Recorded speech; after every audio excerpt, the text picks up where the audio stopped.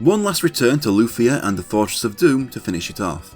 Last time, Professor Railshire sent me to find 7 pieces of the metal alumina to fix our submarine so that it can actually travel underwater so that we can find the legendary dual blade to defeat the Sinistrals with. Our first hint is a man named Brant in the town Linz, but Linz is through the locked back door of the Tower of Light I cleared out last time. I did get permission to use the key to the Tower of Light from the Elder of the town Baku though. What he didn't tell me is that the key is on top of the tower. One long, random encounter after nearly every step journey north from Baku, I finally return to the Tower of Light. I head back to the roof. Up here is where last time I found a chest with the game's best helmet, the Might Helmet. Now the chest has been refilled and there's an old man standing there. This guy is furious that I interrupted his chanting to revive Amon, the Sinistral of Terror. And after just a single boss fight in the second video, we're already getting our first one in this part. The Guardian here has 1489 HP. I start with having Lufia drain away his defense and follow it up with Bolt. Jerin used Power Guards on Aguro and Mixam. It's been nearly 3 months since I wrote those first 2 parts and I'd forgotten just how awful that name is. And Mixam and Aguro beat him down. After that I just have Jerin use the Wind Flute on the entire party to recover whatever damage the boss deals out. He mainly uses Flame or Blizzard for about 40 to 50 damage for most of the party, but nearly 70 to Aguro. But the Wind Flute usually heals all of that each turn. He's no real threat to me and I kill him with little trouble. Lufia reaches level 34 and Jerin reaches level 30, learning Blizzard herself. Blizzard is the second level of multi-target ice spell. Despite killing the Guardian, we still get taunted by a menacing voice. Despite the weakness of the Guardian, the energy let off by the battle has revived Amon earlier than he expected. Amon also recognises Lufia and says that things are just as Garez said. Amon appears, joined by Garez. When Lufia responds to their taunting, Garez continues to respond as if he and Lufia know each other. Aguro tells everyone to rush in and kill them, but it doesn't work. They say that the Great Reunion is near and that Daos is awakening as they speak. The two teleport away, and having seen the power that 2 Sinistrals have, Aguro asks if they can even win, to which Mixam says that they don't have a choice. If all of them are revived, their world has no chance. Knowing that Daos is now close to revival, Mixam stresses that they need to find these 7 alumina pieces and the dual blade as soon as possible. I open the chest for the light key. This key overrides the Might Helmet in the chest if you didn't already get it. So if you didn't randomly happen upon this place and decide to go through it before the game tells you about it, you just missed out on the game's best helmet. Bit of a dick move. Back down to the first floor, I use the light key on the door in the back and exit onto the other side. Out here is my first new enemy of the episode, a Crazy Pine. As I head north through the desert and then east through this canyon, I also get my first landworm. Out of the canyon is the town Linz. The first woman I talk to tells me that Brant went to the... I'm guessing this is meant to be pronounced Gaia's Island and not what my eyes auto-completed it as for the first second or two, but he went there to find some alumina and hasn't been back since. Also, the innkeeper here claims the town itself is the Tower of Light. I don't know what that's about. In the back of town, the man in the centre claims that the house next door has the path to Gaia's Island. He doesn't say which one, but one of the houses has some stairs going down and the other is a shop. The shelf in the combined weapon and armour shop is hiding an escape. I go down the stairs in the house to this warehouse and grab a hidden X-Magic in the southeast corner. Down more stairs into a tunnel with 2 paths. The first one leads to an old man who says that people used to mine alumina in the Gaia's Island caves. He says that now it can only be found in the Fargo Islands. He imagines Brant is getting lost right now. There are 3 chests here containing sweet water, another dragon egg, and a swing wing. The other path leads back out onto the map and sure enough I'm on another island. A little northeast is a cave and right in front of the entrance I get a battle that brings Mixam up to level 35. Now for the first new dungeon of the video, the Gaia's Island Cave. First battle here gets me the new enemies Zorus and Werefrog. To start with I go southeast a little for chests containing an X-Bomb and revive before I fall through a hole next to them. Right next to where I land is the first chest, then I go northeast for a second chest. I then go west and take the stairs back to the first floor. The first chest is a high magic, the second is another dragon egg.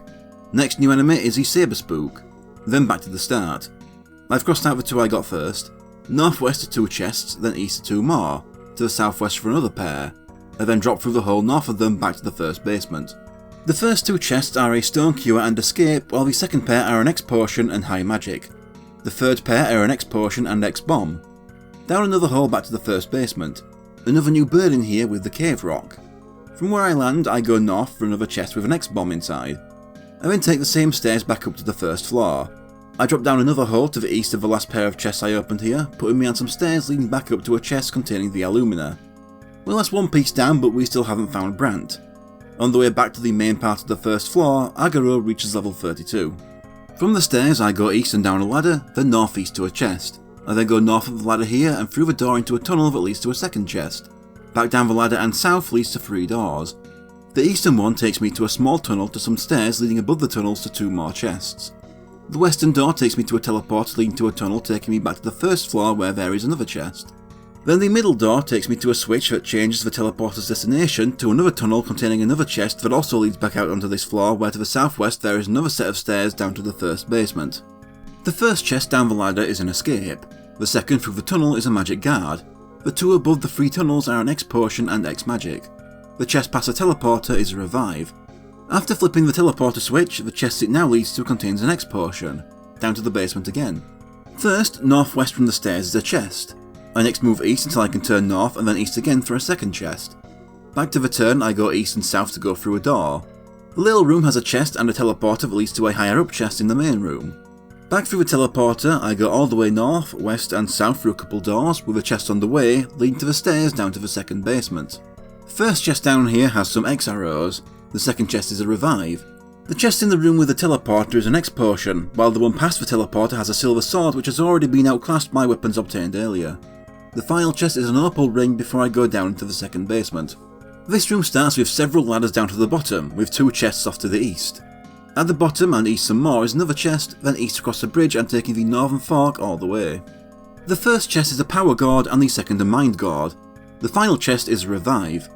Lufia then reaches level 35 and learns Bounce, a more effective silence spell.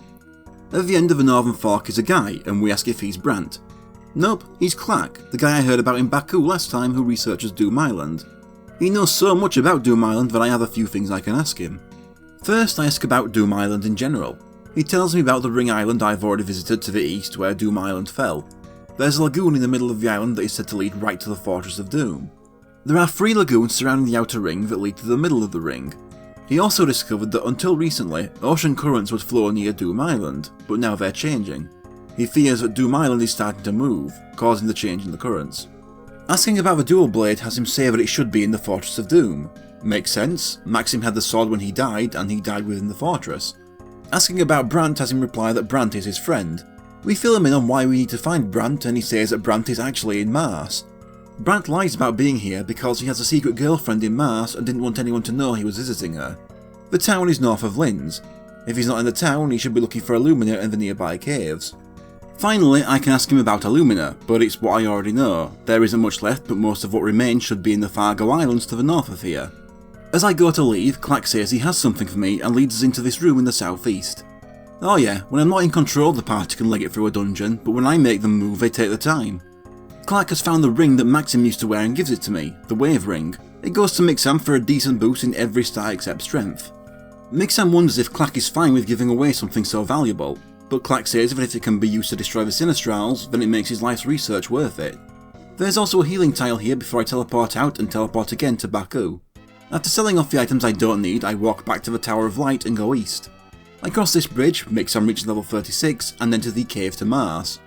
Or I would if I didn't get another fight one step in front of it. This was where the encounter rate got to me and I caved. I started using the emulator speed up function to speed through random encounters against enemies I've already faced so many times before. I didn't want to, but I got fed up. I've never had a problem with random encounters as a concept, but this got too much. The cave to Mars is a very simple walk north, with a small bit to the east halfway through leading to a single chest. But on the way we have new enemies, Icurse, Green Magi and Manticore. The one chest is a power potion, Jerin reaches level 31, I face my first troll and I exit out the other side. West across this bridge and continuing northwest when I realise, hang on, what the hell am I doing? I visited Mars already on my world tour last time, I only needed to enter that cave for the chest. In fact, I'm not sure why the cave exists since it's much more convenient to sail around the island anyway. So I teleport to Mars. Brant's girlfriend is in the church. She says that he went to Loire Island, one of the islands surrounding Mars, to look for Illumina. He hasn't returned, with their planned wedding day fast approaching. I turned down the chance for a boat tour of the islands last time, but now I'm taking it. Down to the dock, I'm told that another 2 of the islands, Elba and Ullup, are connected by warp points. There's also Ison Island, which has a tower that has since been taken over by pirates. I get on the boat and it gives me a chance to see where all the islands are without the risk of random encounters while exploring. Ullup Island is to the east, Loire Island north of that where we can also see Brant's boat. West of Loire is Elba Island, and then Isen Island is northwest a little from there. That's it for the tour, and I get on the Falcon and sail to Loire Island, entering the cave there. To start with, I go north and down a ladder, then east and up another to go northwest to my first chest. Then east some more to go down another ladder to a second chest and an item hidden in the poison. Next then across a bridge where I can go northwest to find 2 more chests. Back to the bridge and east and up a ladder. I ignore the stairs and keep moving east until I can climb down another ladder to find another chest. I go northeast from there and through a door for another chest.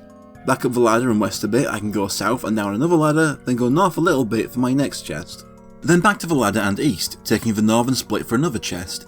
Back to the split and up a ladder. South and take the first west all the way to the centre of the screen for my next chest. Southeast and up another ladder to follow that path to another. Back down the ladder and all the way to the southeast corner of the map for another chest, then up a ladder and west to the last one in this room. And that set of stairs marked B that I passed earlier, I go down there. I'm not drawing that backtrack on, I don't have the space to make it look good. The first chest is an X potion, then I get a new enemy in the blue skull. The second chest is a great potion and a mind potion is in the poison pool. On the bridge, Aguro reaches level 33. 2 new enemies in the vampire and red core. The 2 chests in the northwest are a revive and a power potion. The next chest down a ladder is a high bomb, and the one through the door is my second piece of alumina. After the next ladder is another power potion. The next battle after that gets Lufia to level 36. The battle after that gets Mixam to level 37. He learns Fake, which temporarily increases agility. The chest after that holds a Gloom Arrow. The one in the centre of the map has a revive. The chest up the ladder contains a Mac ring. It's another ring invalidated by me visiting towns earlier than expected and buying later equipment. The chest in the corner is a high magic, and the one after it is a miracle. The next battle has Aguro reach level 34 and Jerin reach level 32, teaching her the mirror spell that grants temporary spell reflection. And now down those stairs to an elevated section of the second basement. Here I move west, opening one chest right where I start and another at the end. South next, skipping an east turn and going all the way for a third. Take that turn all the way with another chest on the way. Then east south to find 4 more chests next to a set of stairs going down. Those stairs lead to a room that leads out to the lower section of this floor. I go west a tiny bit and all the way north, with a chest off to the west halfway and another in the northeast corner. From there I move west to go through a door leading to another 2 chests. Back out, west some more and south all the way takes me to another door hiding another chest. Northeast from there is another chest to another door. This leads to a tunnel that puts me in a small closed-in section with the floor's final chest and a hidden hole down to the final basement. The chest where I start has a foul water, and for the next fight, Mixam reaches level 38 and Lufia level 37 and learns the strongest water spell, Flood. The rest on this elevated part are a Gloom Arrow, Miracle, Aguro reaching level 35, a Power Potion, 1000 gold, a Spell Potion, another Gloom Arrow, and an Escape. Down on the lower section, Jerin reaches level 33. The first chest when going north is a High Bomb, the one in the corner is a Great Potion, the 2 through the northern door are a High Magic and X Magic. The chest in the southern door holds an X Potion. Next to the last door is an Escape. The last one is a High Bomb and I drop down that hole. This one isn't big enough to need mapping. The 2 chests I can see right away how they float and sweet water. There's also an X Magic hidden in the poison. There's a guy here, but I ignore him at first and go through the door in the northeast for the cave's final chest, a Revive. The guy is, of course, Brant, who got lost and fell down here while looking for some alumina. He asks for help and Jerin offers to teleport him out. But first we make sure that he is Brant. We ask if he knows where the rest of the alumina is, and since we saved him, he tells me what he knows. Excluding what I already have, there's 1 on Elba Island, 2 on Ullup Island, and with me already knowing that the King of Herat has a piece, that just leaves 1 left unaccounted for. We teleport him out, and outside he gives that last piece I was just talking about. That's my 3rd piece, and I know where all remaining 4 are. He then goes back to his girlfriend in Mars. I go back too to heal, and talking to Brant again has him tell me that he knows of the piece in Herat. Then why didn't you tell me then?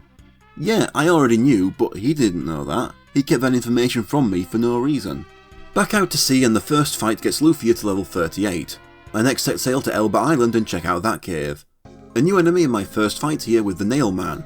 That fight gets Mixam to level 39 and teaches him the spell Trick, which increases attack power. I take a few steps east and onto a teleporter to end up sent to the Ullup Island cave. I was told ahead of time that the 2 were connected this way. From the teleporter in the northeast corner, I go all the way down to the southeast corner for my first chest. I go west to press a switch that opens a door slightly north of it on the raised area. Then I continue west until I can turn north to find 2 more chests. West to the wall, north to the end, and east to the last chest on the lowest level. After that I loop back around and take the same teleporter I arrived on back to the Elba Island cave. My first fight here has the new Mud Ghoul enemy. The first chest is another dragon egg. The two chests next to each other are a speed potion and X potion. Agaro reaches level 36 soon after. The last chest is a high power ring, granting a huge 40-point attack increase. But I don't bother with it. Back to Elba Island. East of the teleporter is a door to a chest. After that I have 2 sets of ladders to climb down, with a chest on each level down. There are 4 doors on this level and I take the eastern one. The room it leads to has a switch that opens a door right next to it on a lower level, then west across a bridge to find another chest. I then go back the way I came. I take the next door on the west, which has a small winding path to another chest. Back out and skip the next door to take the westernmost one. Through here I go north and down a ladder to find 2 more chests, then east and south under a bridge for the next chest, and continuing east and through the door I open to a teleporter that sends me to the last chest in that room. Back to the first, big room and down another ladder to the bottom to find another chest. Moving east, using the inn down here to heal, there's another chest. All the way east and up a ladder for another chest, and then continue north through a door to another teleporter to the Ullap cave. The chest in the room next to the teleporter is a mind potion. The 2 found going down the ladders are a smoke ball and a high daze ring that also goes unused. The chest in the second room after flipping the switch has an X potion inside. Jerrin reaches level 34 and learns the best fire spell in the game, Vulcan. The chest through the next door has a speed potion inside. The 2 chests through the western door are a miracle and an X magic. The one past the bridge has a high bomb. The walled-in chest the teleporter takes me to contains my 4th piece of Illumina. Going back a room and down the ladder to the bottom, the chest holds a mind potion. There are still random encounters inside the inn, with Mixam reaching level 40 and Lufia level 39 in here. Lufia learns the strongest explosion spell in the game, Sunder. The other chest down here has a silver rod. The chest up the long ladder has a spell potion inside, and back to Ullap Island. From the teleporter I go east to the first chest, further east and across a bridge for a second, then south for 2 more chests. The first chest has a silver wrist, then my 5th Illumina. I get my first red wolves in here. The last 2 chests are a miracle and silver plate, then back the way I came to Elba Island. All the way south and through this door. To the east are 2 more chests, and to the west is a switch I need to press. The chests are an X magic and silver armour. I flip the switch in here down and return to the last teleporter I just used to now be sent to the Ullap Cave's middle level. I cross the bridge and go southwest into the door I opened earlier to find a chest, then back out and to the northeast to the final chest of both dungeons. Agaro reaches level 37 here. The chest behind the door holds my 6th Illumina. The final chest is an X potion. That was an interesting dungeon, having to swap between 2 separate ones that could have been much worse. Just the right level of complexity, any more than this would have been ruined by the encounter rate. After warping back to Mars to heal and sell, I next swap to Harat since I know that's where the final piece of Illumina is. I talk to the king, whose boredom with food still hasn't improved. If I bring him something delicious and new, he'll give me anything. Leiden is a town of chefs and so I go back there. I spoke to this guy last time, but I am reminded of the chef who talks about needing a purple newt to make his dish complete. So that newt is my next target. I walk back to Harat and sailing north past the mountains, I get off on the west. I start travelling southwest across this desert until I find a shrine. Remember that for later. I cross the bridge to the south, travel east across another going north, and then keep going north to find this cave. This is the Purple Newt Cave. To start with, east to the first chest, then south past an eastern split, and east across a bridge leading to a second chest. Back to that split and east and down a ladder, then east and down another ladder leading to 3 more chests. Back up the ladder and south all the way, then west all the way to a door with 2 chests behind it. All the way east and down a ladder to go west again, skipping the first door and finding 4 items lined up and hidden in poison. The door above the poison leads to some stairs to another chest around the centre of the screen. When I come back out, I go west a little more for the next chest. I next go all the way east and up a ladder leading to another chest. After that is the Northern Fork, all the way and through this hidden passage in the wall for another chest. South a little and into the most northeastern room to flip a switch, changing the teleporter destination. Then back to the fork and west and up a ladder for another chest. Into the room up here for the teleporter leading to the last 2 chests of the cave.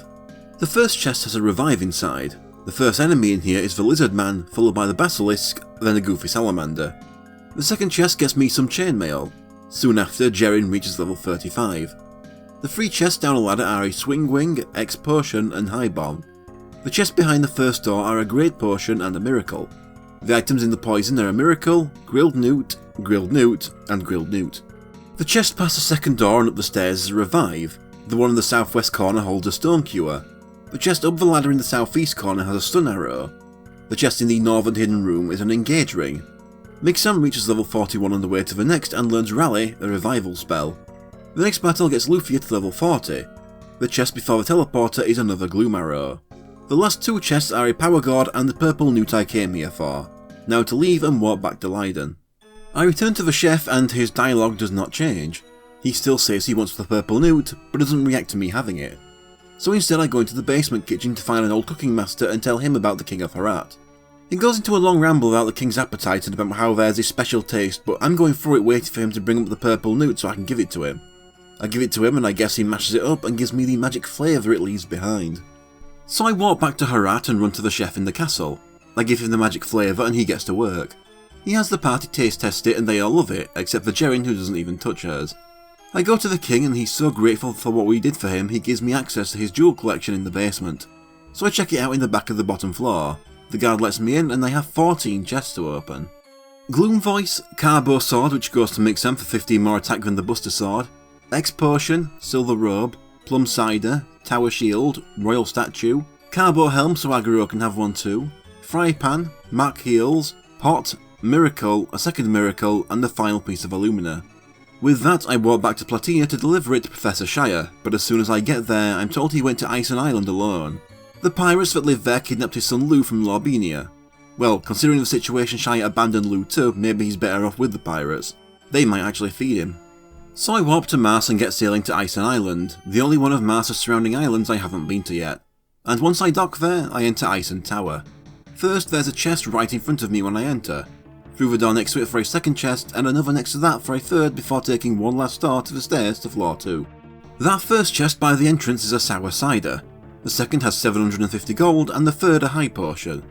Before the door to floor 2 there's a sign saying that to open the door I have to step on 4 switches in front of it and then another door switch. Pressing them in the wrong order will set off the alarm. Then on to floor 2. There are 2 routes on this floor, both leading to different halves of floor 3. I start by going south down the western side through 2 doors, grabbing a chest on the way, and going through one last door to the stairs to the northern half of floor 3. I leave the first 2 rooms and grab the chests in the other 2. Then south and west to grab another chest and east from it to drop down a hole to an isolated part of floor 2 with another chest. And then drop through another, get back to floor 2 and take on the eastern side. There's a 3-way split between the first 2 doors, with a chest each on the western and eastern splits. Then through the middle split leading to the stairs that lead to the southern half of floor 3. Up here I go north for a chest and west for a second, then back to the stairs to go west and north to the stairs up to floor 4. First battle I get in the tower is the first appearance of the Dark Spook enemy. I don't know how the pirates managed to settle here with several Grim Reapers just hanging about. Actually, imagine just having this game's encounter rate in your own home. And yeah, they can cast Perish to instantly take out a party member. The western chest on floor 2 is a Power Guard. Northern floor 3 has me find Professor Shire in a cell. He says that the head pirate should have the prison key. He got caught messing up the order of the 4 switches. He says that the first switch should be the upper left one. There's another locked cell next to him with a chest I can't reach yet. The chests in the other rooms are a speed potion, after which Agaro reaches level 38, and a high bomb. Then I get my first battle against Steel Lords. And what do these have to do with the pirates? Are they actually pirates? The other chest up here is a revive. The next battle has my first fireplate enemy. The chest after dropping down the hole is an X potion. My first berserker appears on the way back to floor 2. The western split on the eastern side of floor 2 leads to a big arrow, while the eastern one has an X potion waiting for me. The sign by the stairs to floor 3 says that the door won't open if all the switches are already down. The chests on southern floor 3 are a swing wing and a smoke ball, then up to floor 4. Up here are the 4 switches in front of the locked door. Well, all I really know is that the upper left switch is pressed first. After that is the lower right, lower left and upper right before I press the last switch and open the door. Behind it are the stairs up to the top floor. Up here is a pirate keeping me from a couple chests and Lou. He steps aside and the leader storms up to me for a boss fight against the bosun, and apparently the big guy is multiple pirates.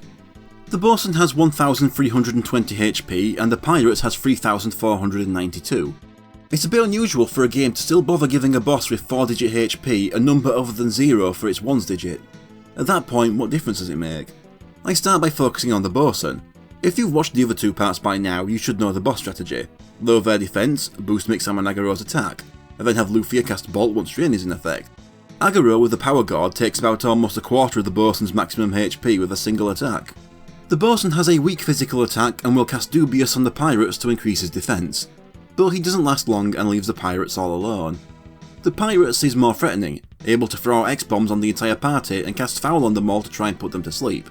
But Lufia has Waken, so it's okay. He also has the attack Jolt, which is strong enough to do almost 100 damage to Aguro. When he gets low on health, he starts throwing out the Storm spell too, and even Roar to confuse the party, leading to Mixam annihilating Aguro.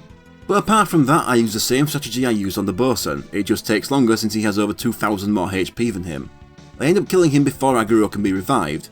Jerin reaches level 36 and learns Champion. The party rush to check on Lu, who thinks Mixam is still chasing him over the incident in Lorbinia, saying that his stealing days are over. When we ask why he's even here, he says he had some business to take care of. Lufia assumes he was looking for his father. He pretends not to care about Rael, which is perfectly fair, until Lufia says that he's in the tower looking for him. But hang on, Lu says he came here looking for his dad, but Rael only came here after learning Lu was captured first. What's going on? The two chests in this room are Isilda Tara and the Pirate Key. Back to Northern Floor 3 where Mixam reaches level 42 and I first ignore Shire to open the cell next to him for the tower's final chest, a heavy ring. Then I let him out. Lu teases him over being caught so easily and Rael has a hard time recognising him. He tries to pass it off as kids growing so fast, not the fact that he abandoned Lu years ago. Lufia tells him to knock off the arguing while Mixam finds it amusing. The reunion is interrupted by Mixam telling Rael that they have all 7 pieces of alumina for repairing the Falcon. He says to meet him at Lab 3, and outside he actually asks what Lu will do now. The party are arseholes and put pressure on Lu to go with Rael, and not on Rael to offer Lu a place to live to make up for years of neglect. Even Lu doesn't really want to go with him. Rael even has the balls to say that he's always good to Lu after he's told to treat Lu well. Lu asks him why he never even wrote, and Rael changes the subject to, "I'm actually inventing the telephone right now." It works, and everyone's just talking about this new invention. Rael's a bell end. He sails off and I walk to Carbis after him. Rael gets ready for the repairs and sends Cooper off to fetch the Falcon. He brags about how he can fix the Falcon in seconds and actually pulls it off. Now I can travel underwater, Lufia reminding us that the dual blade should be in Doom Island. Rael says that I can sink through any eddy in the sea and reminds me where Doom Island should be, telling me to look around Sochette since it's on the ring island that Doom Island is sunken under. I get an automated journey showing how travel underwater looks leading outside the lab. Of course I've already been to Sochette, so I just warp there. There's an eddy just west of town to dive into, and I can see a few cave entrances. What the fuck is a steel lord doing underwater? Gotta love that pose. No big deal, just lounging on my horse at the bottom of the sea. South from the eddy is a big entrance, and I can just see the Fortress of Doom out of reach. Inside this cave is a series of currents that act like a conveyor once I sail on them, forcing me along. I start in the southwest and take a current to an eddy leading into the main part of the cave, ride a current north to a 4-way split and go west, around the current for my first chest. Back to the fork and going east for a second chest and south for a third. Back to the fork and north to another fork. I start with west again for my 4th chest. Back to the fork and north for a 5th chest. To the fork again and northeast to a current that takes me around to the final 2 chests and the current that takes me back to the fork. The first battle in here gets Lufia to level 41 and teaches her the strongest Thunder spell, Thunder. And yeah, you can still get random encounters while being forced along the currents when you actually aren't doing any moving yourself. My first new enemy in here is a Magura. Jerin still destroys all sea creatures with fire spells, especially now she has Vulcan. That first chest on the west holds a high potion. The chests gained from going east and south are arrows and a power potion. The 4th chest is a mystery pin. The 5th chest is a long outdated normal potion. Aguro then reaches level 39. The last 2 chests are an X potion and spell potion. I then leave the way I came. After returning to Sochette to heal, equipping Lufia with the blast ring, and finally remembering this game has a row system and swapping Lufia and Aguro's positions, I drop down the same eddy, realise I have another Grand Blade I can give to Mixam, and take the cave entrance slightly to the east of where I enter from. In this cave, I start in the north and ride a current down to the first chest and an eddy to the main section. In here, I navigate around a few currents to reach the second chest near the centre. I ride the current below it and the one below that takes me to the west end of the screen near another eddy leading out. But instead I ride around it to the east to get my 3rd chest. Back to the middle and take this current against the wall to the end and squeeze north between it and another current to get the other chest in the centre. I ride that next current south and go northeast to the last chest in this room before I go all the way west and north to reach an eddy to another tunnel. This tunnel has a long ride south to the next eddy. But at the end I ride back up north halfway next to the currents to reach 2 more chests. Then I take the eddy. The first chest is an empty bottle. The second is a magic guard. The one in the west is a high potion. The other central chest is a miracle. Jerin reaches level 37 on the way to the next. An opal ring is in the last chest before I take the eddy. and right in front of the Eddy, Mix-Am reaches level 43. Those two chests in the tunnel are a high potion and a miracle. I then take the Eddy to the bottom floor. I start in the south and cling to the southern wall as I travel west around the currents to reach the first chest. Then north, clinging to the wall around the currents to a second chest. Then on the northern current to ride it all the way around to the east, and then northwest to the third chest. And then south, west, north and east around more currents of the last two chests in the centre. The first chest is a Zircon Risk. I give it to Jerin for 5 more defense and her Silver Wrist. First fight after that gets Lufia to level 42. Second chest is 800 gold, third is a High Magic, and the last two are Foul Water and a Gloom Arrow. I then ride the currents back to the west and take the Eddy there outside, now inside the ring, where I can easily sail a little west into the Fortress of Doom ruins. First thing I do when I dock here is swap Jerin's Flame Ring for the Frost Ring. The party is surprised to find that there's still air in this place. This layout is exactly the same as it was when I first run through as Maxim's party at the beginning of the game. Enemies in here are mostly the same stuff I can fight around Epro on the world map, and the same that Maxim's party fought too. There are no treasures to collect here, so it's just repeating the journey I already made before. Agaro reaches level 40, and I make it to the room 2 floors below the top to find the dual blade lying there. The dual blade starts ringing and then inserts itself into our inventory. The dual blade is the second strongest weapon in the game, 56 points stronger than the Grand Blade. But the fortress starts shaking, and statues of the Sinistrals rise up from the floor. Looking at them, they recognise Gades and Amon, having met them before. But this is their first time seeing what Daos and Erim look like. Agaro has everyone take a closer look at Erim's statue, and Lufia is disturbed to see that she looks exactly like Erim. Everyone agrees that this can only be a statue of Lufia, but Lufia herself can't accept that. She remembers her past, having been raised by Roman in Alekia since she was a child. Mix-Am sides with her, saying that he knows Lufia can't be a Sinistral because he grew up alongside her. Agaro reasons that this could be a trick to create doubt in the group and split them up. That's when Gades and Amon show up, and after them, Daos appears too. He says that the reunion is near, but when it's pointed out to them that Erim isn't back yet, Daos says that Erim was already reborn 16 years earlier. He confirms that Lufia is Erim reborn. When Lufia won't believe it, Daos comes back to the one mystery about herself that was never cleared up, her past before ending up in Alekia. Daos says she can remember no parents because she had no parents. Being Erim reborn, she simply came into existence. This is why the Sinistrals have allowed the party to live so many times and turned down chances to engage them. They knew Lufia was Erim, which is why Gades recognised her back in Sharon. It was Lufia's unknown, even to her, power as a Sinistral that was reviving the others behind the scenes. Daos hits Lufia with a spell to unlock Lufia's memories as Erim, but even then it will take time for them to fully return. So the Sinistrals leave to give Erim time to reassert herself. And then the fortress starts moving, so Jerin teleports everyone out. As the party flee in the Falcon, Doom Island can be seen rising from the lake into the sky. The party rush Lufia to the inn at Sochette.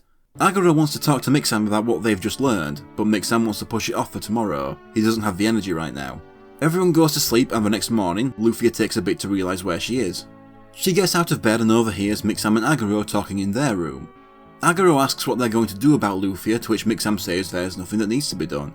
Agaro accuses him of denying reality, but Mix-Am says that they just have to kill the other 3 Sinistrals. Agaro points out that Daos said that Lufia's powers as Erim is what revived them. That must mean that the Sinistrals can continue to be revived as long as Lufia is alive. Agaro asks what Mix-Am will do if that is the case. He dodges the question and doubles down on killing the other 3. But Agaro doesn't drop it, asking if he could kill Lufia too. He doesn't know, and neither of them want to think about that possibility. Mix-Am asks if Agaro thinks that Lufia could harm them. Agaro doesn't know, and they both decide it's best to stop going in circles on this and deal with things as they happen. When they decide to wake the girls, Lufia rushes back to bed and pretends to have not heard anything. Mix-Am checks on Lufia and she says her head no longer hurts, but she wonders when Mix-Am is going to ask her whether or not her memories as Erim have returned. She says that they haven't yet and asks if Mix-Am believes her. To him, it doesn't matter because as far as he's concerned, she is Lufia, not Erim. But now they have to work out what to do about Doom Island. Professor Shire once said that the Falcon could fly, so Mix-Am suggests going to him in Carbis and asking him about it. I equip Mix-Am with the dual blade, bumping his attack stat just barely over 500, then warp to Carbis. Everyone there is aware of Doom Island, and Rael says that to make the Falcon fly, we need power oil. They haven't used it themselves before because it's dangerous. I can buy some in Epro, meanwhile Rael will travel over to Fredaria to get ready for the upgrade, so I warp to Epro. I check out the item shop, which is closed for the day because they couldn't get any power oil in. We ask where we can find it ourselves. There's an oil cave north of town, but a recent landslide has closed off the road that leads there. There's a guy called Hedge who tried to get through but failed. I'm told he's north of town looking for a way through. And so I leave town and get moving northwest around the mountains. I cross a bridge and a little to the east is Hedge. We ask him where the power oil is and he repeats what I was already told at the shop. What information is new is that the oil cave is locked and he has the key to it, which we can have. It's clear from the situation that the only way to reach the oil cave is to go underwater. As I sail around the island, Jerin reaches level 38 and learns Glacier, the strongest ice spell. Mixam also reaches level 44 because the game decided I needed a random encounter on nearly every movement. He learns Succumb, an instant death spell that targets a group. Turns out I was sailing the wrong way too. North of Epro is a break in the mountains I can sail through leading to an eddy. Moving southeast down here and through a gap, I fight my first manta rays. As I sail north, Lufia reaches level 43 and learns Succumb herself. I enter the large cave entrance. This is the underwater cave to the oil cave. I start in the southeastern corner with a north and west fork. I go north first, leading to 2 chests. Back to the start and taking the west path, only to turn north right away again, leading to another chest and then further north to a fourth through a door to a little room. I go south to ride a current down to a chest and then ride another to the southwest corner of the cave to find a room with 2 more chests. Back to the centre, I take a current west to reach 2 more chests. To the centre again and I follow the northern path to the exit, with one last chest nearby.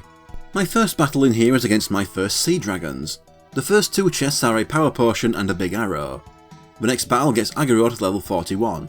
The third is a mystery pin and the fourth in the little room is a miracle.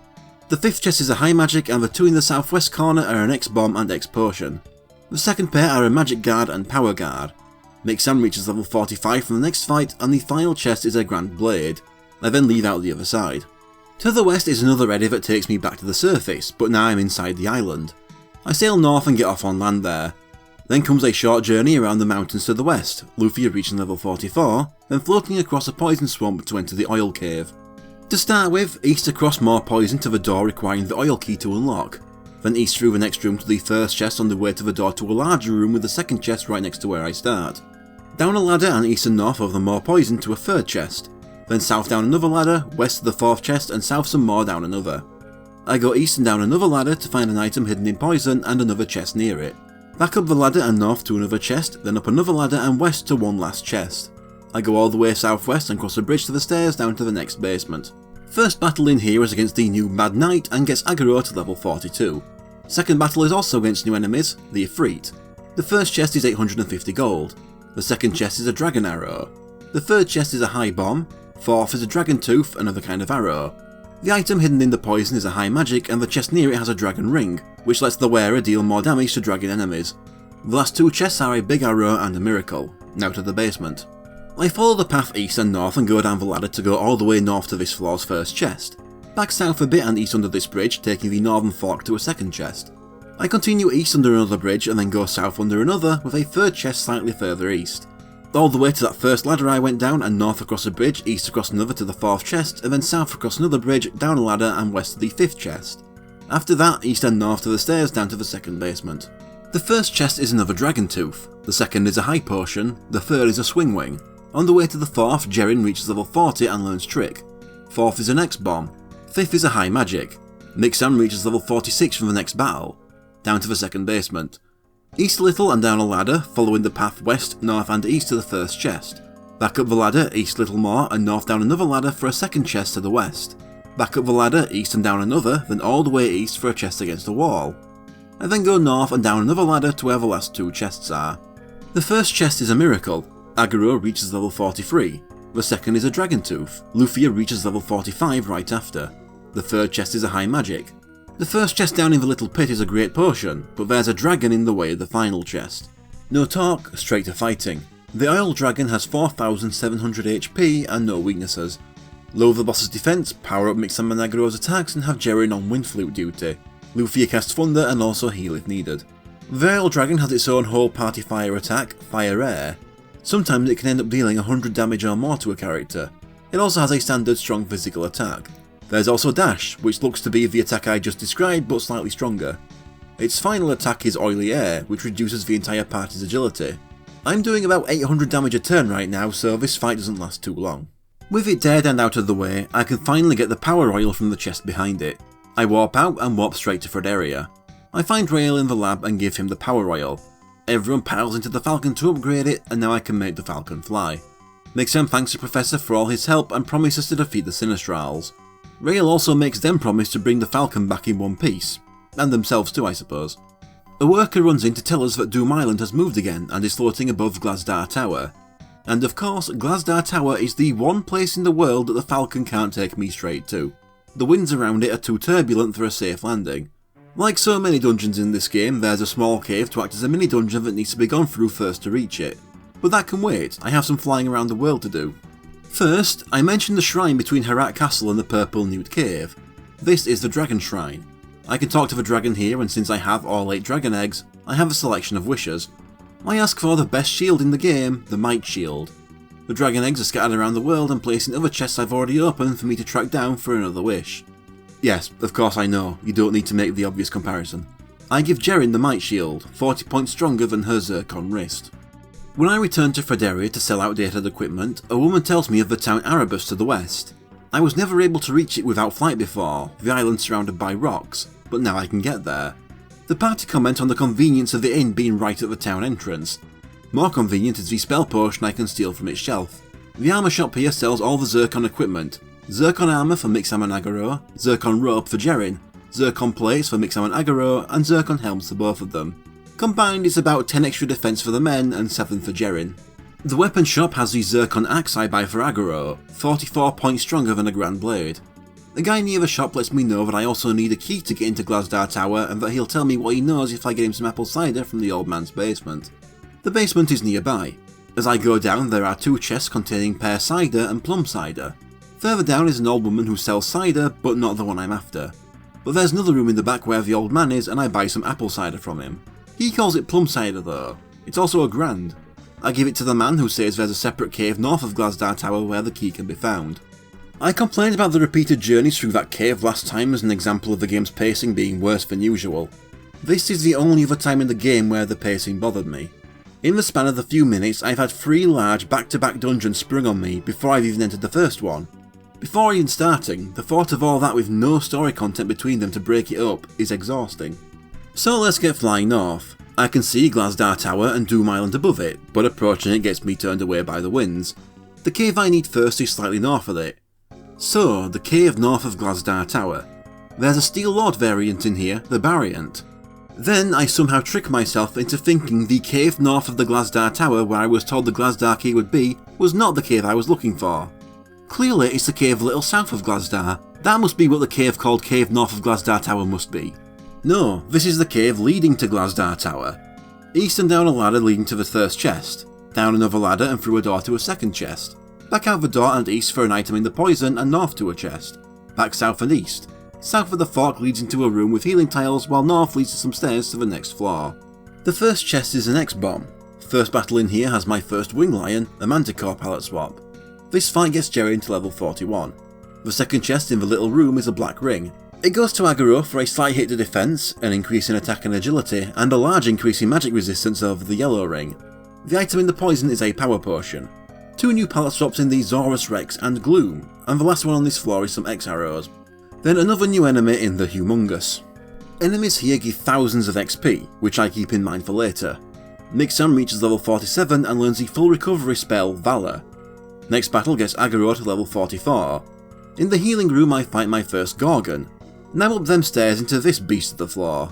West a bit and north up the first ladder, east of the next ladder for the first chest, then up the ladder and in the door to another room. In the room it leads to I go north through a door and north through another to reach the second chest. Back through the door and west some more to go through another door to a tunnel with a third chest inside. Other end of the tunnel puts me out on the west end of the main room. There's a chest here and a door to a room with another chest. Out of the room, down 2 ladders to reach a 7th chest in the southwest corner, then down to the bottom level, east to the centre, up 2 long ladders to the east and into a door that leads to my 8th chest. Back out and east and down a ladder, getting 2 more chests on the way. Past the door I go west, past 1 ladder and up the second to find my 11th chest. Further west and up a ladder to go into a room leading to 2 more chests. Then back out, back down the ladder and west to my 14th chest. Then up a ladder to the 15th chest, east, passing a ladder and up the next. All the way east, passing another ladder to my 16th. Then up the previous ladder I skipped to a room with 2 chests and an item hidden in poison. Then finally to the other door I skipped to make my realisation. First fight here is against the Mad Cleric. I'm still surprised I'm this late in the game and still getting new non-palette swapped enemies. These get Lufia to level 46. The first chest is a Stone Cure. The next fight is against my first Red Skulls, and the next encounter is simply named Dragon. The second chest is a High Magic and the third is Sonic Heals. Fourth chest is a Smoke Ball. The fifth in the small room is a High Potion. The sixth chest is an Antidote. The seventh chest in the poison-filled room is a Great Potion. The one to the east of that room is a Miracle. Then Jerrin reaches level 42 and learns Rally. The chest further east is a Gloom Arrow, the next is a Mind Guard. The two in the next inner room are a Big Arrow and X Potion. The chest out of the room and next to it is a Dragon Arrow. The next one up that ladder is an X Bomb. The next chest is X Arrows. The final treasures are a Miracle, Miracle in the Poison, and a Last Miracle. In the same battle, Mixam reaches level 48 and Agaro level 45. I go through that final door, see a locked door behind it, and realise I'm a fucking idiot. I'm gonna have to go through this whole thing again once I have the key. So it's back to Erebus to heal and do the correct cave like I was intending to first time. First, east across a bridge and north across another to the first chest. East across another bridge, past some stairs and down a ladder to go west to my second chest. Then southeast to a third chest. Down a ladder and east to a fourth and then turn west for the fifth. Northwest from there and up a ladder, then south to a sixth chest and west to the southwest corner for the seventh. North, passing under the first bridge to a room in the northwest corner with the 8th chest, and then south and northeast to the final chest. After that I take the stairs I passed in the northeast corner down. The first chest has a High Potion inside, the second has a High Bomb, third is a Gloom Arrow, Lufia reaches level 47, fourth is a Smoke Ball and fifth is a Magic Guard, a Mystery Pin in the 6th and a Zircon Sword in the 7th. The one in the corner room holds a white ring which goes to Mixam for a slight hit to a few stars in exchange for even more attack than the Wave Ring. The last chest is a Great Potion, then down to the basement. I go northwest to 2 doors and take the eastern one. I follow the path around to a door to a teleporter to the first chest. Back to the doors and I take the western one. I continue west, go down 2 ladders and then northwest to the second chest, then down 2 more ladders to a third. Back up 2 ladders and east and down another. Past the door to the southwest corner to find a 4th chest. Then in the door to press a switch that changes the destination of the teleporter I first used. I go back and take it to a 5th chest and the stairs to the dungeon's remaining 3. First battle on this floor gets Jerrin to level 43. The chest past the teleporter is a Mind Potion. Agaro soon after reaches level 46. The second chest is a Miracle, as is the third. Mixam then reaches level 49. The 4th chest is a third Miracle. Lufia reaches level 48 on the way back to the teleporter after flipping the switch. The 5th chest after the rerouted teleporter gets me a Spell Potion. The final 3 down the stairs are the Glasdar Key, a Power Potion and a Gloom Guard. That's 2 of these Glasdar dungeons done, just 1 more, plus the repeated journey through one of them to get to it. While going back through the cave to Glasdar Tower, I decided to do a bit of grinding in that room with the healing tiles to get Jerrin to level 44 since she was so close already. Then a couple fights later, Agaro reaches level 47. I make it back to the locked door and use the Glasdar Key, and outside is the Glasdar Tower with nothing left to keep me out. Well, there's a random encounter right outside that gets Mixam to level 50, but after that, there's nothing. This place is big. The first floor is a straight walk north, but there is a chest each in little rooms to the east and west. On the second floor, I go east and into a room for a third chest, back out and north to a door to a long horizontal corridor. There I move west and into the first door I reach, back out onto another part of floor 2. There I go east into a room with another chest, and then west, south and east to the stairs to floor 3. The first floor's western chest is a High Potion, while the eastern one is an X-Bomb. The first chest on the second floor is a Big Arrow. Lufia reaches level 49. The other in the second room has X-Arrows inside, up to floor 3. I start with going west into a room with a chest, then back to the start and east into a room with 2 more chests. Back out and north from the stairs through a door into another corridor to go west through a door into another room. Southeast a little to another chest, and then southwest through a door and north to the stairs to floor 4. The first chest I open has a Revive inside, then Jerrin reaches level 45. The next 2 chests are a Power Guard and Mind Potion. The last chest is a Revive, Agaro reaches level 48 and it's up to floor 4. North through a door to the first chest, then southeast through a door, west to a second chest, south through another door, west and north through another door to 2 more chests. Back to the northern half and through the door east of the first chest and even some more through another door. That takes me to another corridor where I keep moving east into the next room. Here I go southwest to the stairs to floor 5 with 1 last chest on the way. The first chest is an X-Bomb. The first new enemy faced in this place is the Electromaz. The second chest is a Gloom Arrow, then another new enemy in the Whirlwind. The next two chests are a Gloom Ring and a Miracle, then another new enemy, the Fire Wheel. These get Mixam to level 51. Another new enemy in the Water Spout.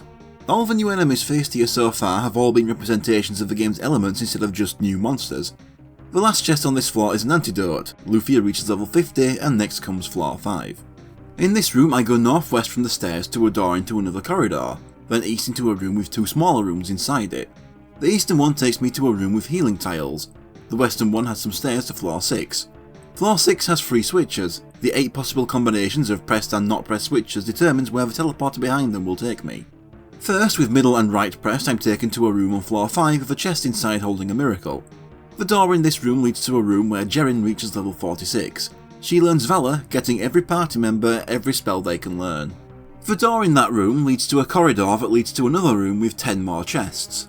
A Power Potion, Spell Potion, Mind Potion, Miracle, Miracle, Miracle, Miracle, Great Potion, Speed Potion, and Revive. Back a couple rooms is a hole that drops me down to floor 4, because floor 6's teleporter is one way. On the way back, Aguro reaches level 49, and Mixam reaches level 52. Back on floor 6, I next try just the right switch down to be sent to a chest surrounded by a pit on floor 2. This one has a stun arrow. That is not worth having to walk all the way back up from floor 1. Lufia reaches level 51, Jerin reaches level 47, and Aguro reaches level 50 on the way back up again. Next I press no switches to be sent right next to where I was sent to floor 2 last time, but here the chest has a Miracle. On the way back up again, Mixam reaches level 53. All of the combinations take me to places I've already been, except for one. Pressing only the middle switch and taking the teleporter takes me to a room leading north into a corridor that leads into a room with stairs in the south that take me to the top floor. Once I get there, a monster descends. He is Nazebe, an agent of Daos, here to stop us from reaching Doom Island. Nazebe has 4,980 HP and no weaknesses. As usual, power up Mixam and Aguro to have them throw out normal attacks, reduce Nazebe's defense, have Jerin heal when needed, and Lufia cast Thunder. Since Jerin has the spell Trick, she can also power up the attackers without relying on power guards. Nazebe uses the long outdated Do spell on the party for just around 20 damage. Meanwhile, my party is starting off around 850 to 900 damage a turn. He also has Spark, which is more damaging than Do, but not by much. Blast is a little better, dealing almost 100 to the guys, but less to Lufia and barely anything to Jerin. Water hurts me less than Blast, but more than the other spells. Then he comes with Glacier with comparable damage to Blast. He also tries Succumb, which manages to kill Jerin, but a couple turns later he's defeated. Lufia reaches level 52, Aguro reaches level 51, and Jerin level 48. Nazebe doesn't know how he'll explain his loss to Daos until he decides to bring him Erim as a gift. He casts a spell on her that has the dual blade ringing. He releases Lufia's true power, killing Nazebe and injuring everyone else.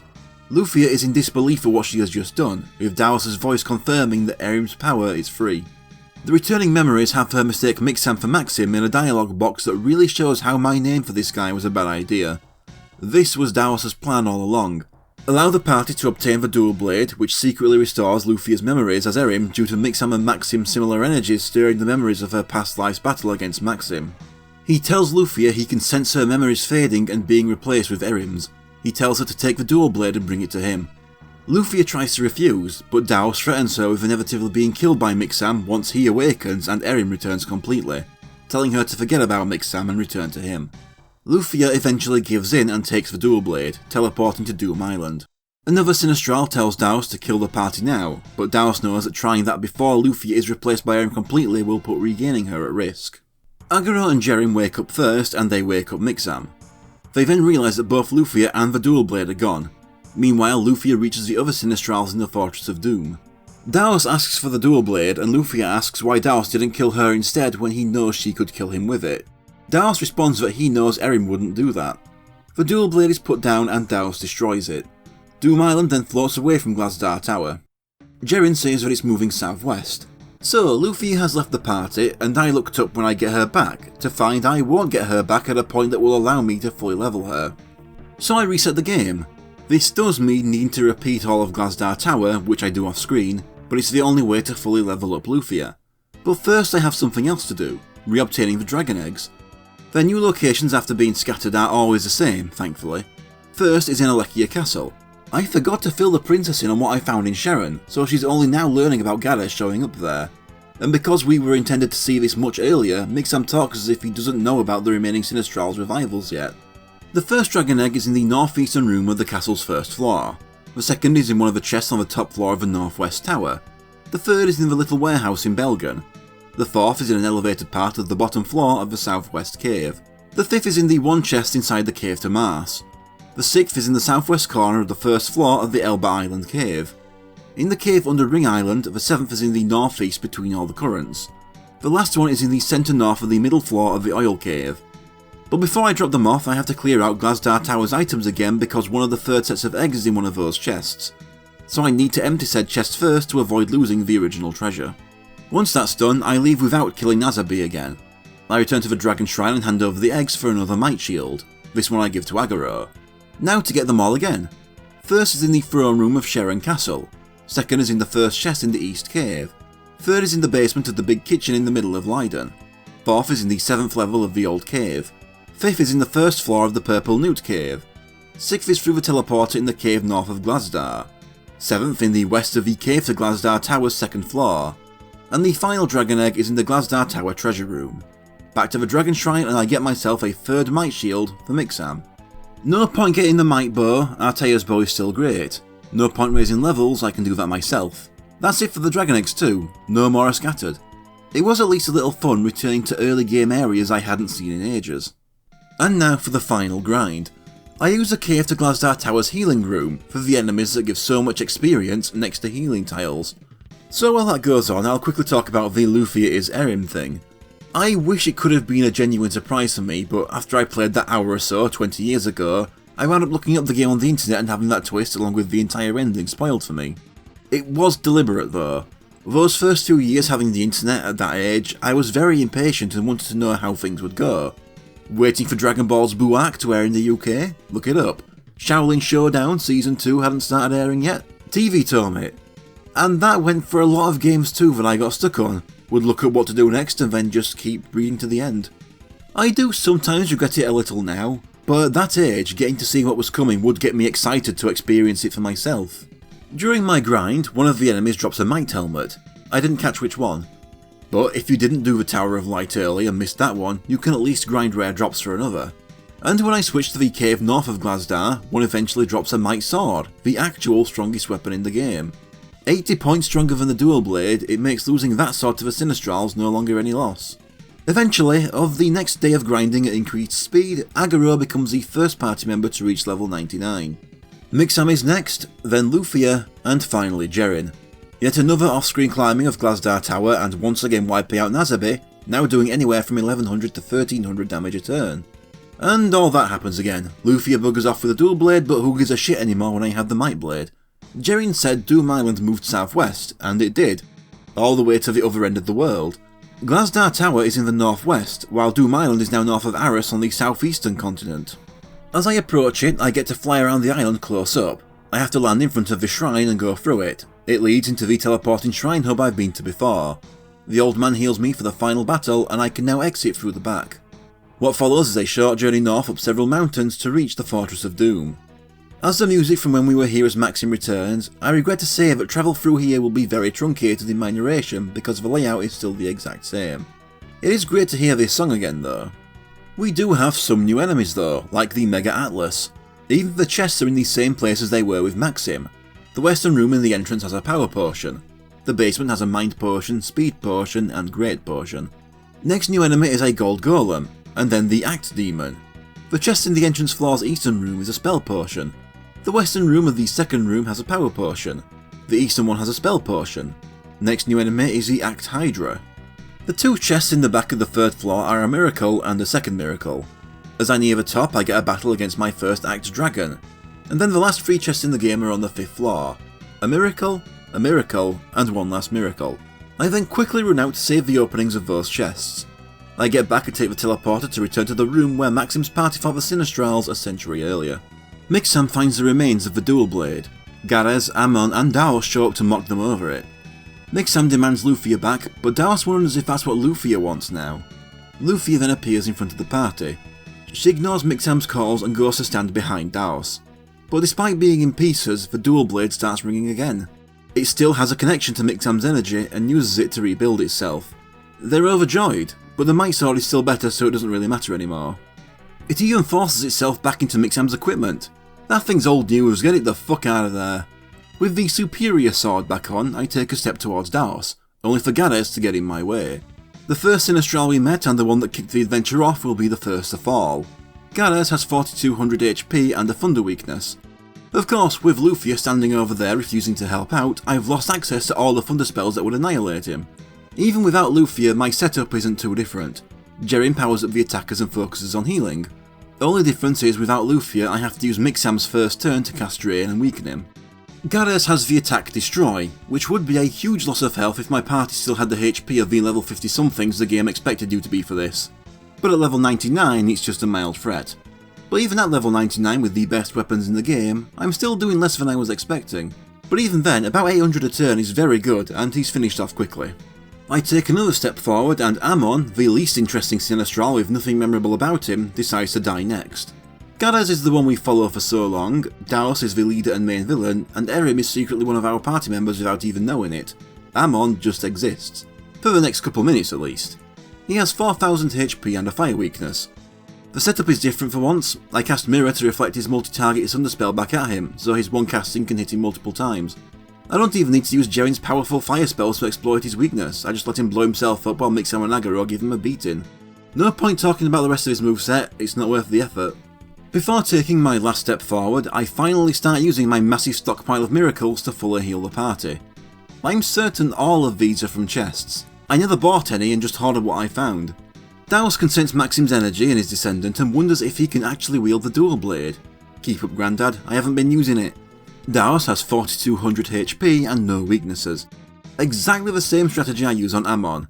He fights in the same way, casting a load of group spells that I can just reflect with Mirror. The difference is he has a higher resistance to the spells he casts when they hit him back. He also uses different spells, but they don't matter. The battle takes a little longer than with Amon because his higher defense means most of my attacks do about 100 less damage than they would do to Amon. But he still falls like the rest. The Sinistrals were merely wounded from their battle to try and combine their powers in the same way they tried with Maxim and friends at the start of the game. But once again the dual blade interferes and Erim's powers start to become unstable. Lufia breaks from the group and Mixam checks on her to learn that she still remembers him. The remaining Sinistrals don't stop and they combine into the final boss, Guard Daos. Guard Daos has 6500 HP and a thunder weakness, and I have my Thundercaster back for this fight. And that is why I had to reset to level grind when I did. Lufia only rejoins for the final battle, so there was no other time to level her up. I still have Jerin focus on spreading Mirror around while Agaro and Mixam attack. Lufia gets to cast Thunder on him to take out almost a 12th of his HP with one casting. Add Agaro and Mixam's attacks to that, I'm doing almost 15% of his maximum HP in a turn. He has pretty much the same selection of spells regular Daos did. There is one called Figual, but I didn't see what it did because they were all reflected and he seems to be immune to it. But more important is Lufia's Thunder, which just keeps doing more and more damage. 400 something the first turn, 500 something the next, then 600 something the turn after that. There are turns where she's out-damaging Mixam and Agaro combined. But despite her contributions, Agaro sneaks in the final hit to take him down. Oh, the game's Conquered counter hasn't gone up, that's weird. With the Sinistrals dead, Lufia asks Mixam to hold up the dual blade. She says that since she was once Erim, it makes her a Sinistral too, and like how the Sinistrals are Mixam's enemy, those with Maxim's blood are hers. Mixam rejects that she can be anyone but Lufia, but that doesn't matter, as the other Sinistrals can be resurrected again and again as long as the one with Erim's power lives. Mixam begs her not to make him kill her as she tries to provoke him. She demands Mixam kill her, but the dual blade gets involved again. It attacks Lufia on its own, and everyone is sent flying around just as Maxim's party did back then. Mixam finds her on the bridge. She says she was afraid. She suddenly had all of Erim's memories enter her mind at once, trying to push out everything she remembered of her own life. That's why she left the party. But when she arrived at the fortress, she realised that she could still remember him. While Mixam tells her not to speak, she lets him know that the 16 years she lived as Lufia were far happier than the untold years she was Erim. She only regrets that she won't get to spend more time with Mixam. Mixam refuses to let her die, promising to her that they'll always be together. But then Lufia goes silent. Doom Island starts to fall again and the bridge starts to collapse, dropping Lufia into the darkness. Agaro prevents Mixam from meeting the same fate as his ancestor by dragging him back. He and Jerin force him to escape with them. Meanwhile, those at Fredaria can see Doom Island falling, realising that this means the party was successful. Flake, the Elder of Aris, has a better view up on the Tower of Grief, considering Doom Island is directly north of it. Artea can feel that the battle he took part in 100 years ago is finally over. He tells his late friends as such. This is also the first time anyone has even mentioned Selan's name after her death. Good for her. Ainea and her uncle, upon learning this, pay their respects to Guy's grave. Meanwhile, Mixam and the others finally make their escape on the Falcon. Once they reach land, Agaro and Jerrin show relief over their escape, but Mixam walks off in silence. Jerrin tries to stop him, but Agaro tells her that while their journey is over with the deaths of the Sinistrals, things aren't over for Mixam yet. Jerrin wonders if this is how they have to go their separate ways, as Mixam keeps moving. 1 year later, we see Agaro, back with the army in Lorbinia, skip out on training the recruits as he has more important business. He meets up with Jerrin at the dock. She wonders what happened to Mixam within the last year. Agaro has no idea. He checked in on Alekia to find he hasn't been home yet. But both are certain they'll see him again. But speaking of a year passing, Agaro gets more serious and has something to tell Jerrin. Since Jerrin has no home and nowhere to fit in with her being half-elf, Agaro has been letting her live with him. And he wants her to move out because she's cramping his style. He's only back with the useless army he resents because he can't afford to feed both of them otherwise. He can't even get a girlfriend because he's got this kid. Well, she's not really a kid, she just looks exactly like a kid, and he's definitely not in a parental role here, so what's going on there, living in the same house as him? And that's bound to attract some questions from anyone new. Jerrin says he'd still be single even without her in his house, and the screen fades out as they continue the childish insults. I liked their dynamic in the end. It amused me and gave Agaro a personality. Meanwhile, Mixam returns to Aris, where Lufia's beloved Prithia flowers bloom. As he checks on the fields, a familiar looking face is there. She asks Mixam if he's new here. Mixam says he's a traveller. Lufia wishes she could travel, but she's never been away from Aris. But then she introduces herself as Lufia, living here with her grandfather. Mixam thought it was just someone who looked like her and is taken back. She calls over her grandfather, who turns out to be Flake. She introduces Mixam and the two play along as if they haven't met before to avoid confusing her. She wants Mixam to stay in their house so he can tell her stories of his travels, and the Elder accepts. When Lufia goes off to make tea, Mixam asks Flake what's going on. Flake confirms that the girl is definitely Lufia. Doom Island was close to Aris when it fell, and so she washed up there almost dead, but managed to survive. However, she no longer has the ability to use magic. There's no Erim left of her now, she's just a normal girl. Flake assumed this was an effect of the Dual Blade's final attack on her. But it removed her memory, not just as Erim, but of the previous 16 years as Lufia too. She even had to be taught how to speak from scratch. But in that case, Mixam wonders why Flake wants him to spend so much time with her. Flake himself doesn't really know, and before he can go deeper, Lufia calls him in for tea. Flake asks why she made cinnamon tea, something she doesn't normally do. Any other guest just gets normal tea for her, but she just felt like doing something different this time. Flake teases her, pointing out how Mixam is the same age as her, so of course she wants to do something special for him. Lufia tells Mixam to ignore what Flake had just suggested, but Flake continues to tease her over having a crush until she goes back inside. Watching that play out finally has it sink into Mixam that this is Lufia. Flake does warn him that without her old memories she may as well be a different person, but Mixam is just happy to see that she is alive. The loss of her memories of him may make things difficult, but Mixam is certain they'll be able to make new ones, as the game ends on them going inside for tea. I liked the ending. It does a good job looking like it's going to end in tragedy just like the prologue, before showing things didn't go as badly this time. And it's nice to see the contrast between the more matured Mixam and this new Lufia compared to how their relationship was portrayed at the start of the game. Let's just hope that Mixam having all this knowledge of Lufia that Lufia herself doesn't have doesn't cause them any problems in the future. And Agaro and Jerry making each other's lives miserable is funny. After the credits I get my stats, showing completion time, game overs, individual character deaths, 655 out of 655 treasures and 131 out of 136 hidden items found. And there's no way of knowing from just looking which ones I have and haven't found yet, so I have to check all 136 of them. Okay, so I'm missing 5 hidden items. First one is in Alekia, in the flowers next to the guardhouse, a power potion, and a revive in the castle on the shelf behind the captain. Good, that's 2 already. I visit every location in order until I get back to the old cave. I miss an X potion in the poison swamp on the 2nd level, and a spell potion in the poison swamp on the 4th level, just 1 left. As my quick run through takes me back to Madan, I realise, oh shit, what if it's the one missable item? I can't remember. Thankfully, it's an X potion in the fields outside the castle. And with that, Lufia and the Fortress of Doom is complete. So despite my complaints, I did like this game. I certainly wouldn't call it one of the greatest of the Super Nintendo, but I did like it. It has a large enough world with a lot to explore, and despite how simple it was, I enjoyed the story. The Dysfunctional Party actually made this one of the most enjoyable times I've had recapping a game's story. Usually I'm too insecure over whether I'm doing the story justice, but here the script just came naturally to me. And of course there's that prologue that stuck with me for so many years. And while basic, the battle system gets the job done and there's little frustration once you get a full party. I only had 3 real complaints, but they were huge enough to really drag the game's overall ranking down, and they all really come under the same umbrella: the games need to drag things out. Whether that's your slow walking speed in dungeons, the insane encounter rate, or you wasting turns attacking empty space if the original targeted enemy was killed. One of those would be a problem, but all 3 together feed into each other for a massive source of frustration.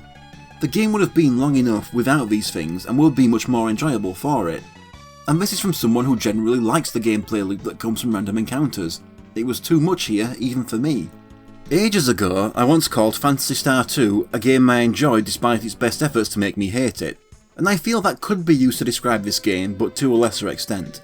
It lacks the pointlessly labyrinthine dungeons with several time-wasting dead ends of that game, and this game's cast had more personality. But there's a good game here, and it's been held back from being, well, not great, but quite a bit gooder, were it not for the unfun time-wasting elements. I would say that if you were interested in playing this game, I would not recommend trying it out on the original hardware. Either use an emulator to speed through the random encounters, or see if there's a fan-made patch out there that cuts the encounter rate. Let's hope that sequel irons out those problems.